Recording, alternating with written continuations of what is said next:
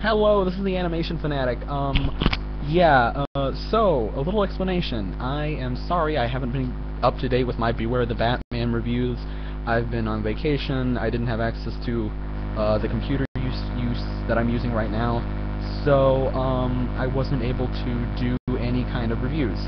But now I have it, and so I wasn't going to do this, but I'm going to combine episodes 4 and 5 of Beware the Batman and just go over them.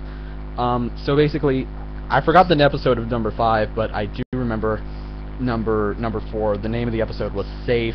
So I'm gonna start with that one, go really quick over that, then do the other one. And hopefully I'll have the one that airs this just later today in your time, tomorrow my time. I'll have that out pretty quickly. So anyway, number 4, Safe. Batman basically has to protect this scientist working for Wayne Industries who invented this amazing fuel source, but Batman's out of the mansion. The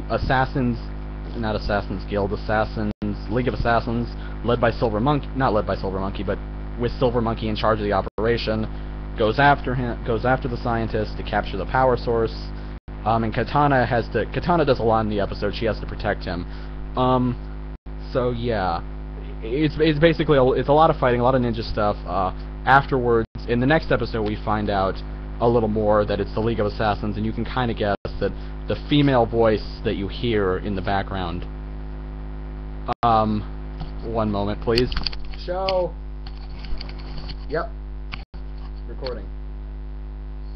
That's okay. The female voice you hear in the background, I'm guessing, is Talia al Ghul.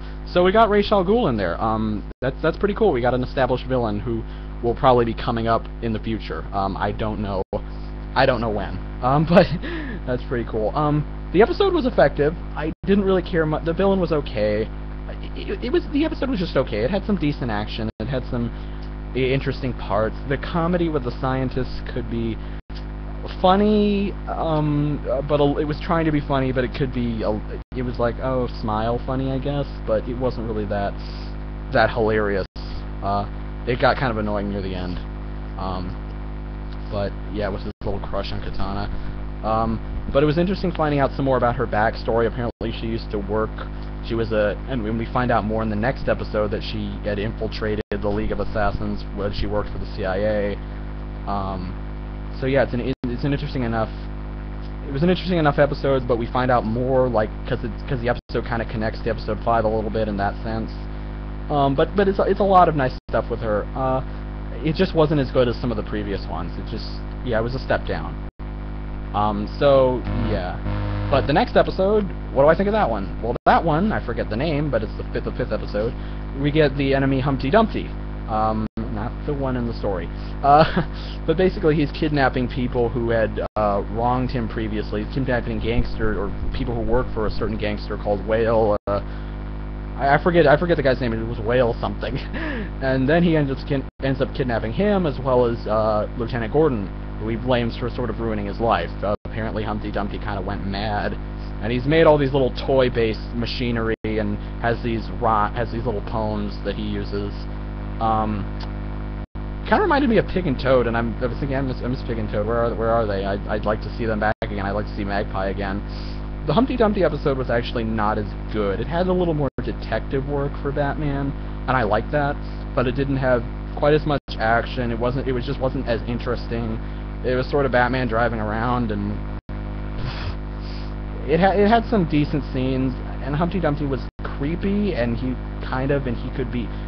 really strikes me as probably the craziest person we've met in the show so far, even crazier than Magpie. But it just wasn't that great of an episode. I'm sorry. If you liked it, that's great, but it just felt like another step down. Like I said, we got some exposition about Katana, more backstory. I just wish they would do a little bit. These last 2 episodes have been very episodic. I just wish they'd get into sort of a storyline track. I know they're trying to, like, honor the memory of the older show, but still, I wouldn't mind them getting back onto a story and seeing some kind of thing. But we'll see. I've got high expectations for the next episode. So this was pretty quick, but I'll give you a longer review when I review the season finale of Teenage Mutant Ninja Turtles in my next video.